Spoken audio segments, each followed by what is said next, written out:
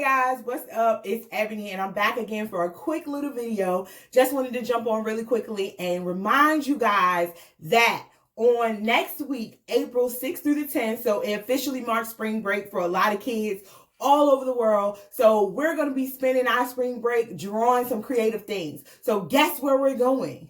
Next week, we are going to Africa. Yes, that's right. We're going to Africa. We're going to be taking a trip through the African safari. So we're going to be taking us a trip. And we're going to be using our artwork and we're going to pay tribute to this beautiful place every single day, April 6th through the 10th.